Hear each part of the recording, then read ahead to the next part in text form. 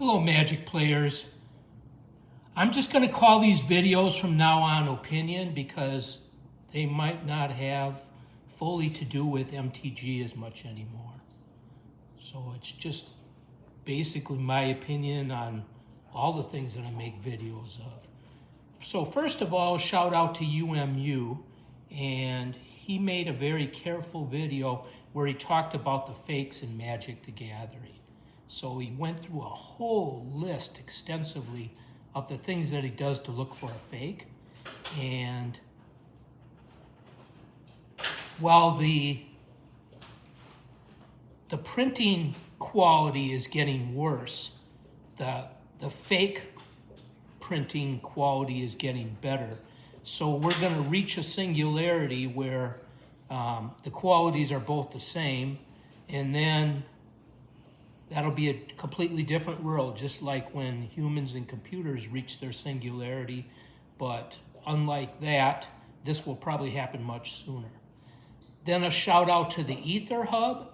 What he's been doing is making a bunch of videos where it's got Jin Ataxis in the foreground and then a view of the plane in the background, and he talks about, he's corresponding with Elish Norn, and he talks about the feasibility of completing a plane with a Phyrexian attack. So definitely watch that, it's excellent.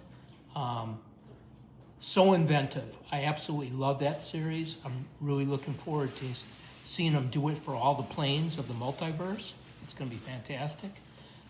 Then a shout out to Jake and Joel Are Magic. The title of the video you should watch is Release Your Commander Deck's Full Potential with Scryfall. So using what I can't mention on Google without my video being restricted, the first letter of the alphabet and the letter before J, to build commander decks. And I imagine you could build any kind of deck you want with this. And then it also used two other programs in conjunction with this. This is probably a video I will probably watch about 10 times, each time taking careful notes to learn how to do this. I think this will be a big part of my future. Then a shout out to MTG Moxman. I absolutely love the careful research that he does where he counts all the sales of all the videos and makes a top 10. A top 10 for not the reserve list and a top 10 for the reserve list. And what's really great about him is he talks about the uses of these cards and how they could potentially become a big thing in the future. So really amazing. Then a shout out to Magic the Gathering Collection Builder. I've noticed that about 98% of the time that I log in, the value of my collection has gone down. My most valuable card in the collection is Earthbind, the alpha card. And that card goes kind of up and down. I mean, it's gone down about 20%, and then it's kind of trending sideways and going up and down at 80% valuation. But most of the time, my valuation of my collection goes down, but it looked like a lot, but when I actually calculated it, it had only gone down in a valuation 5/10 thousandths of a percent. So it's not really that hugely significant. And also this may be normal just due to cards going out of standard. It might not even have that much to do with the general stock market and all that stuff. And then I want to talk about the WoW TCG browser and deck builder by Cryptozoic. This went along with the World of Warcraft trading card game. Sorry about that. And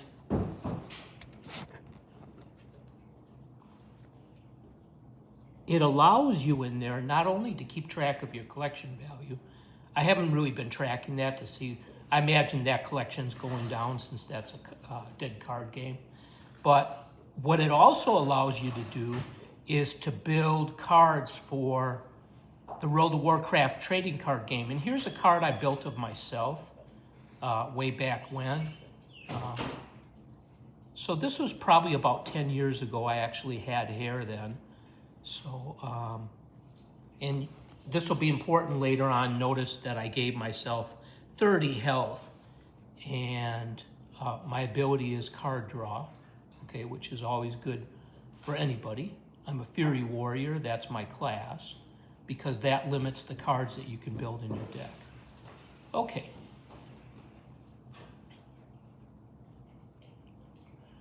So I wanted to come up with a way of what to do with cards from core sets, master sets, the list, and various other sources once you have the originals for expansion-specific decks. If you've been watching my channel, you know I like building those. I'm now building decks for Paw Bowl, as well as a showcase card deck. That's going to take place in a plane I made up where Elspeth has angelic power, and you can follow all my stories, and there's a playlist with all the different stories for all the fan fiction I've created for Magic the Gathering. So I put this into the program that's listed right here. Let's see if I can do this without disturbing it too much. Up in that corner, right under HTTPS, that program right there, that link. Okay, I used that program. I don't want to mention because Google's in competition with it. So I think that's why whenever I mention that, my videos aren't seen by anybody because they're restricted. Okay, so here's what I put into the program. Create a new fantasy card game that uses Magic the Gathering, Pokemon, Force of Will, and World of Warcraft trading card games all in the same game. Okay, what I have in green here is things that I changed from it. I wanted to give you exactly what the program spit out and read that to you, but also things that are in green I've made changes to later on. I wrote a whole bunch of notes about this. So the program calls it Legends of the Multiverse. The gameplay. Legends of the Multiverse is a collectible card game where players build decks of cards from a variety of different universes, including Magic the Gathering, Pokemon, Force of Will, and the WoW trading card game. I also wanted to put in there Lord of the Rings living card game as well, but I think that would work with this just as well, even though I didn't mention that. The game is played with 2 or more players, and each player starts with a life total of 20. Players take turns playing cards, from their hands to the playing field, which can include creatures, spells, and other special cards. Players can attack their opponents directly, or they can attack their opponent's creatures. Creatures have a certain amount of attack and defense points, and players can use spells and abilities to boost their creatures' stats or weaken their opponent's creatures. Players can also use special energy cards to power up their creatures and spells, which can be obtained by discarding cards from their hand or from their deck. Players can also draw additional cards from their deck each turn and can use special abilities to search through their deck for specific cards. The game continues until one player's life total reaches 0 or until a player runs out of cards in their deck. Card types, creatures. These are the main cards used for combat. Each creature has an attack and defense value, as well as special abilities that can be used during the game.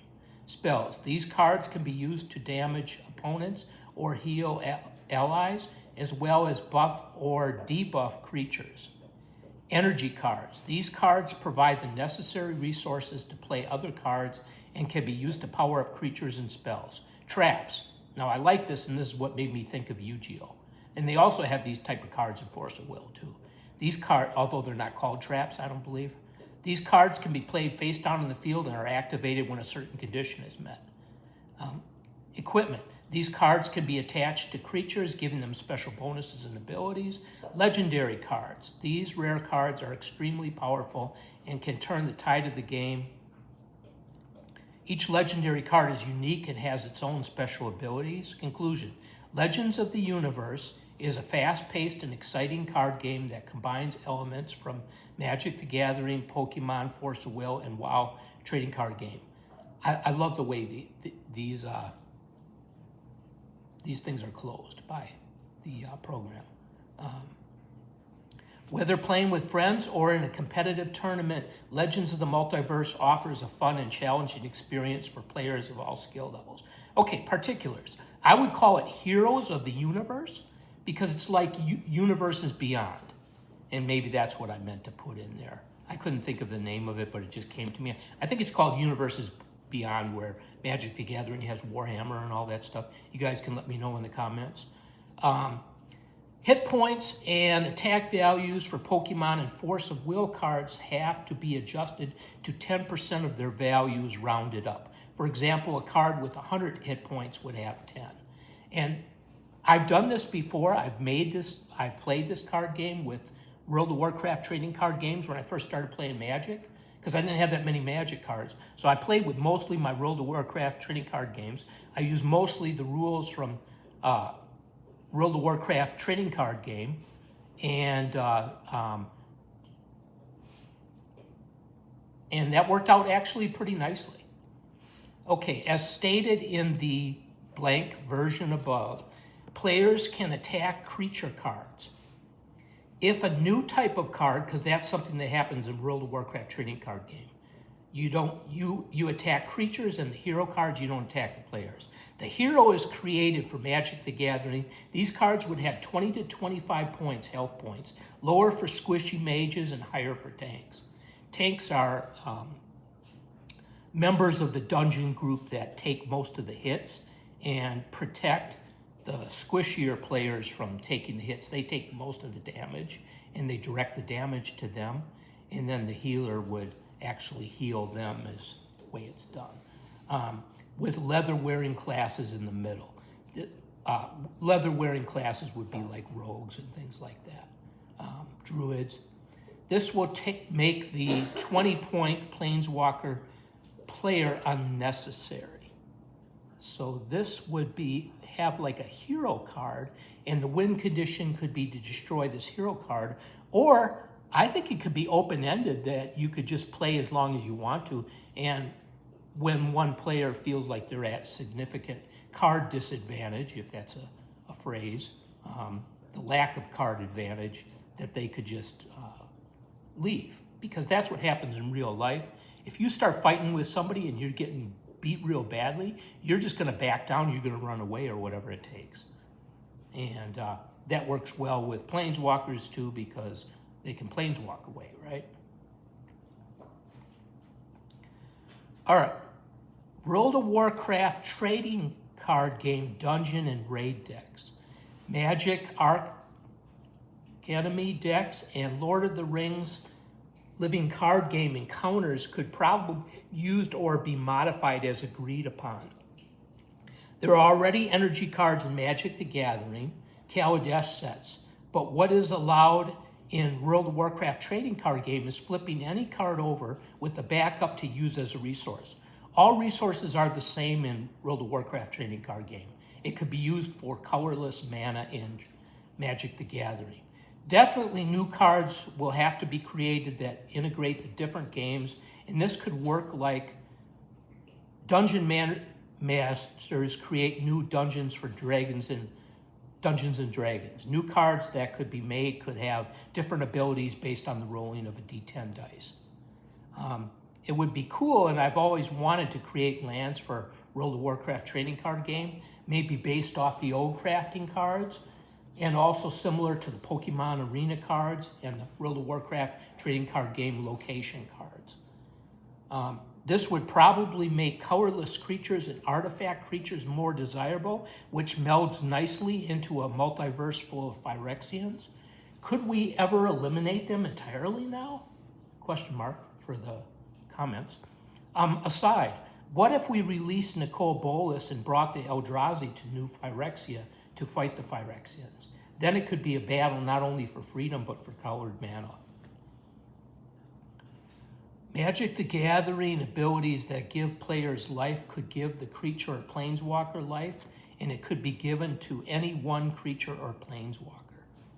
Now, it would be real interesting. I meant to type up notes on this. It'd be real interesting to have vampires as like a health giver. Like when they have lifelink or whatever, instead of giving it to the player,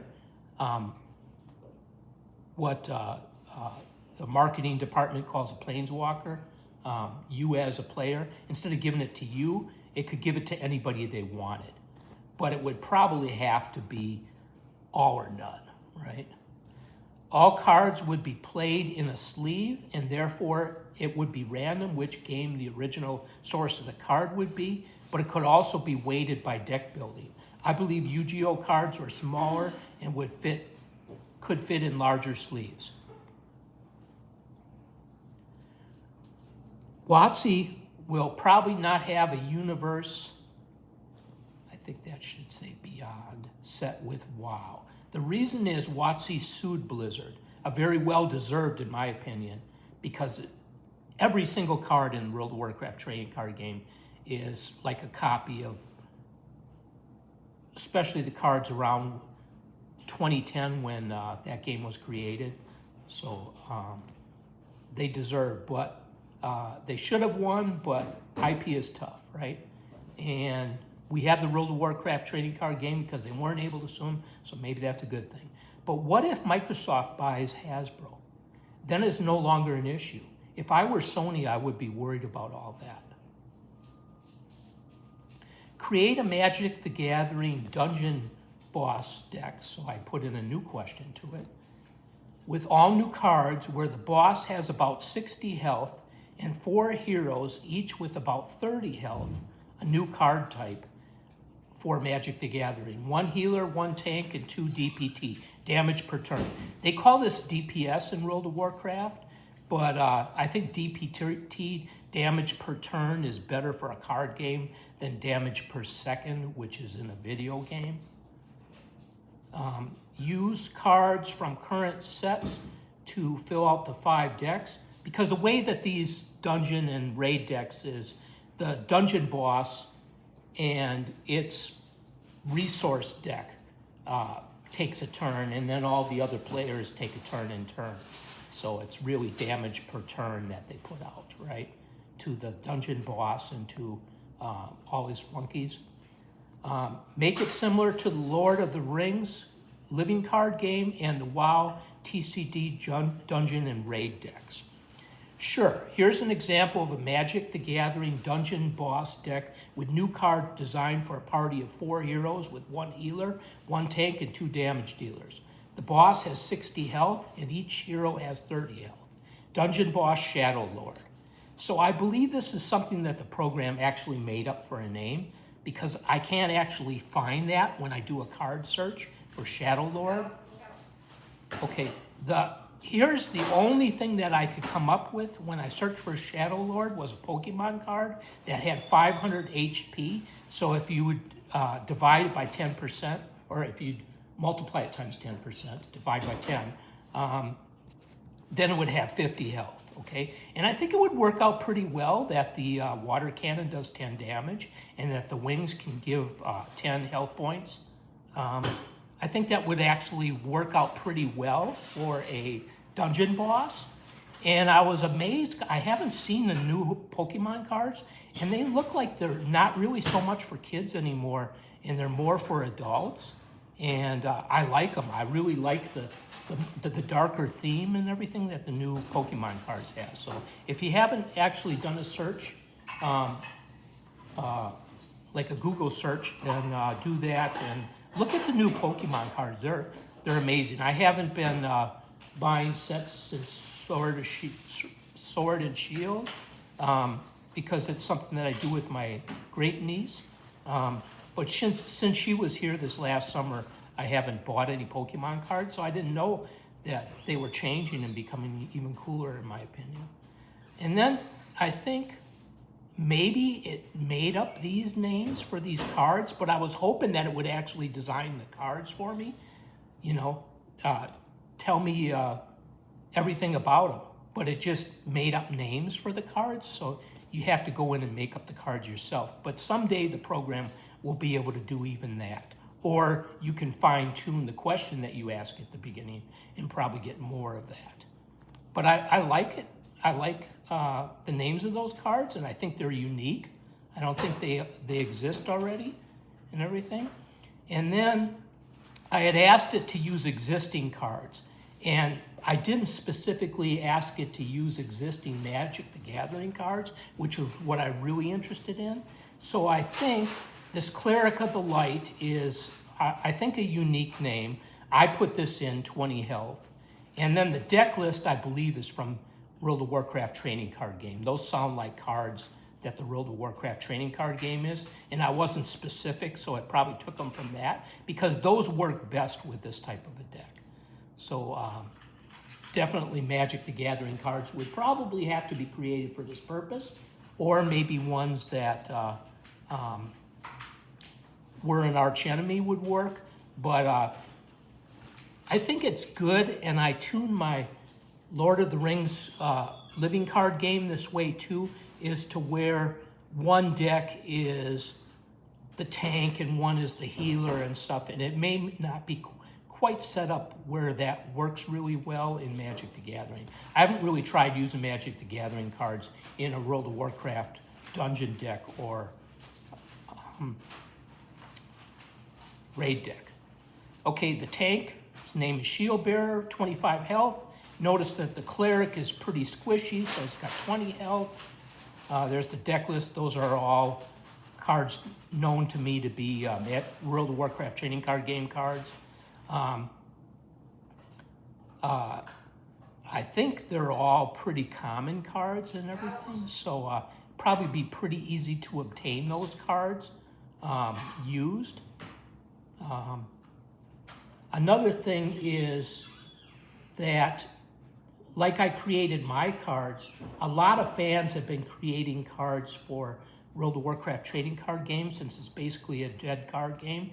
And then also, I'm sure there's companies that would print Magic Arena cards on paper for you and make them look really nice if you paid for the printing.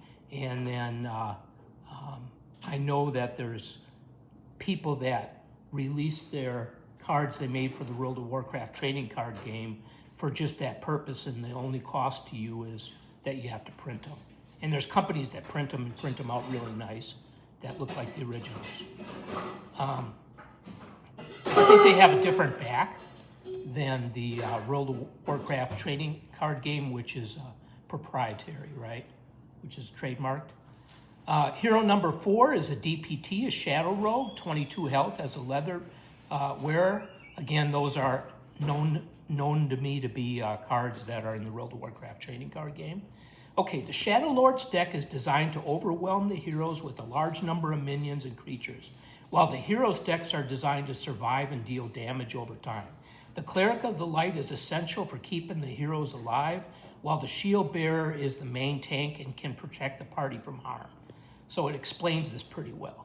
The Fire Mage and Shadow Rogue are the main damage dealers and can clear the board of minions quickly. Overall, the Shadow Lord is a challenging dungeon boss with a variety of powerful minions and abilities, and the heroes will work together and use their unique strengths to defeat him. Sure, here's an example of a new fantasy card game that combines elements. Oops, okay, I think I cut that off from the top.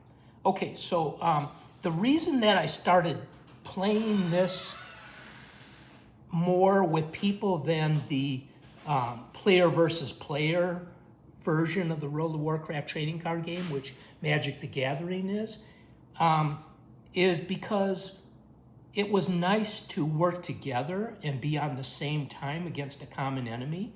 And especially later on, those raid decks were, you didn't need a player to play them. they were basically played by the two letters that I can't mention, okay? And that was written into the cards, that intelligence, right?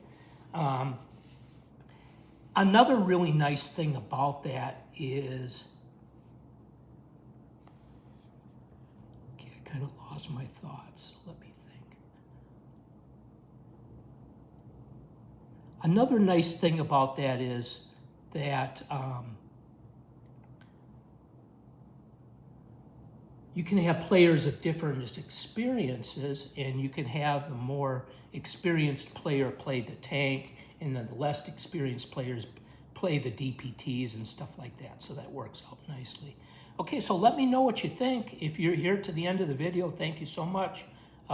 Please subscribe and hit the like button. Thanks, Matt. Thanks, card game players.